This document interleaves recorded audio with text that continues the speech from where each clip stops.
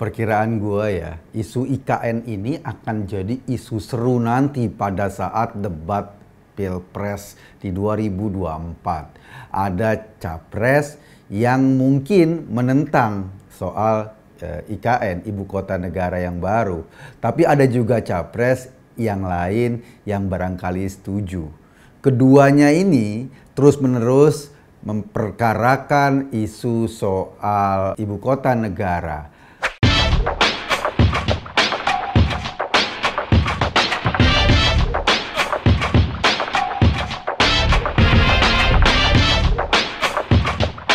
Kalau kita lihat, kutubnya sebetulnya ya bermuara pada efek Jokowi. Sebagai Presiden Indonesia saat ini, Jokowi punya daya tarik. Tapi nggak bisa dipungkiri juga, ia juga punya daya tolak. Setidaknya orang-orang yang membencinya. Daya tarik dan daya tolak ini mempengaruhi penilaian publik terhadap mereka yang akan nanti melanjutkan kepemimpinan Jokowi atau bahkan menggantikan Jokowi di 2024 nanti. Ini juga terlihat dari hasil survei. Misal, ketika approval rating terhadap Presiden Jokowi tinggi, nama Ganjar Pranowo elektabilitasnya ikut naik. Sementara nama Anies Baswedan elektabilitasnya menurun. Sebaliknya, ketika approval rating terhadap Presiden Jokowi menurun, Anies agak sedikit naik elektabilitasnya. Sementara elektabilitas Ganjar Pranowo stuck. Tidak bergerak. Elektabilitas Prabowo tadinya senada dengan Anies, tapi pada survei terakhir justru hasilnya makin menunjukkan ada korelasi positif antara Jokowi dan Prabowo. Elektabilitas Prabowo juga naik tipis ketika approval rating Jokowi naik. Mungkin karena Prabowo sudah dianggap bagian dari pemerintahan Jokowi. Kesimpulannya, Ganjar dianggap sebagai orang yang mampu meneruskan ide-ide besar seorang Jokowi. Sedangkan Anies dianggap sebagai orang yang akan mengubah itu semua. Makanya koalisinya Anies disebut koalisi perubahan. Kita nggak tahu apa yang dirubah. Kalau sekarang memang jalannya sudah bagus, tapi diubah oleh Anies nanti, lo bayangin masa depan Indonesia ke depan. Salah satunya yang bisa selalu dilekatkan dengan Jokowi adalah soal IKN tadi. Ide pemindahan ibu kota ini sebetulnya udah digagas zaman Soekarno dulu. Tapi 5 kali terjadi pergantian presiden, nggak ada yang mau merealisasikan ide besar tersebut. Baru di zaman Jokowi ide itu dieksekusi, dibuatkan undang-undangnya, lalu mulai dibangun. Undang-undang IKN sudah dibentuk, disetujui secara politik, lokasinya sudah ditentukan, pembangunan awal sudah dimulai. Artinya siapapun yang akan menggantikan Jokowi nanti wajib mengikuti undang-undang itu.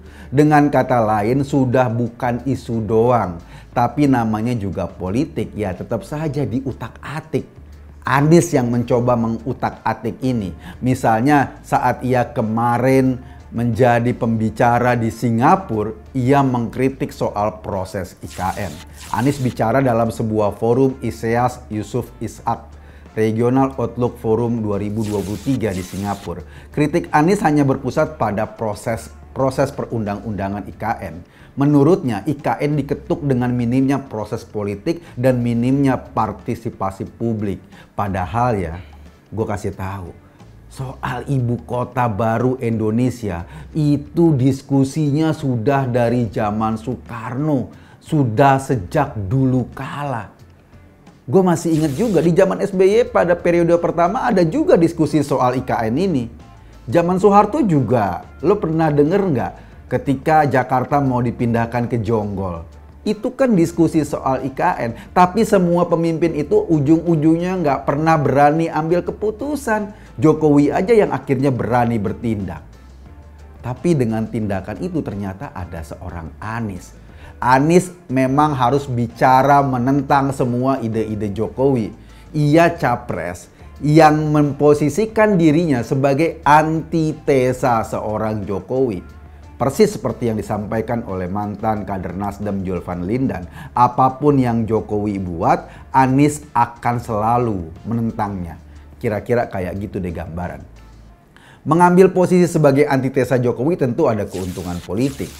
Anies bermaksud mengkonsolidir semua pembenci Jokowi untuk masuk dalam gerbongnya. Jadi kalau sekarang lo lihat para pembenci Jokowi juga menjadi tim horenya Anies, ya wajar. Suara inilah yang dijadikan modal dia untuk maju. Begitupun kritiknya soal IKN.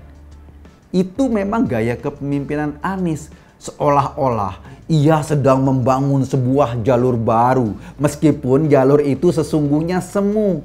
Cuma retorika belaka. Lo inget nggak waktu dia kampanye sebagai calon gubernur di Jakarta? Awalnya dengan tegas ia menentang berbagai pembangunan yang ada di era Ahok. Misalnya ia menentang pulau reklamasi. Tapi apa? Ujung-ujungnya kan dia juga yang mengesahkan pulau-pulau itu. Anies menentang konsep normalisasi sungai yang dijalankan sama Ahok.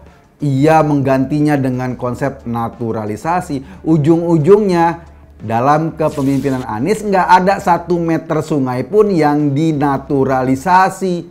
Sementara sungai-sungai itu diabaikan selama 5 tahun. Nggak keurus. Akhirnya banjir mengancam.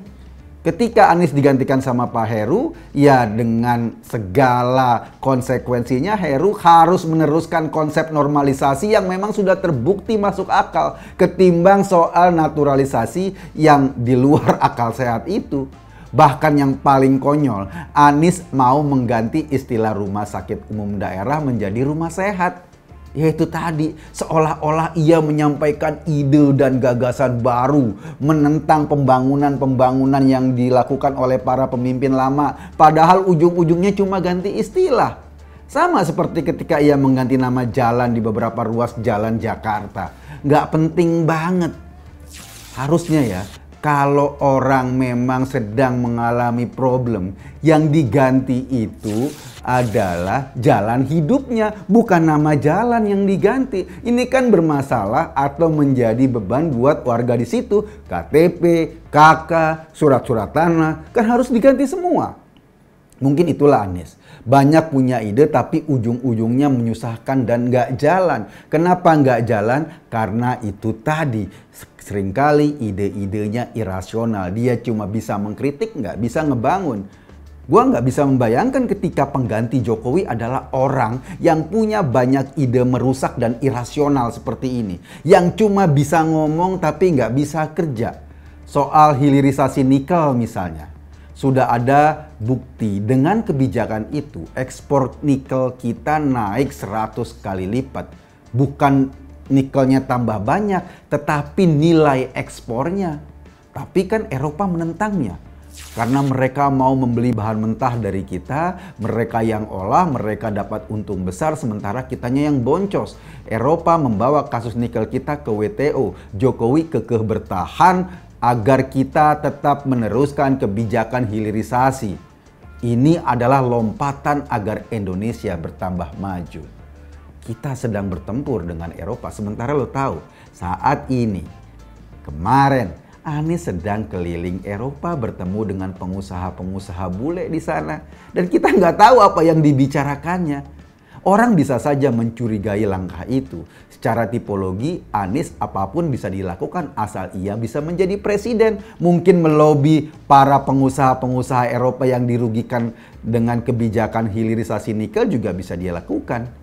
Dan ia selalu mau jadi penantang dengan ide-ide yang justru tidak masuk akal. Ini yang menurut gue bahaya. Gue sih heran juga. Di Jakarta lagi rame, beras ribuan ton dibiarkan membusuk di gudang. Mestinya disalurkan sebagai bantuan bagi korban COVID-19 atau yang membantu secara ekonomi masyarakat Jakarta yang miskin.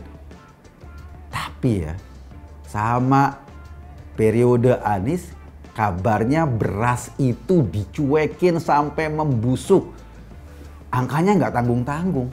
Bisa triliunan. Lo bayangin orang yang tinggal nyalurin bantuan saja itu gagal. Itu nggak bisa dieksekusi. Barangnya ada, tinggal disalurin. Sampai busuk nggak disalurin.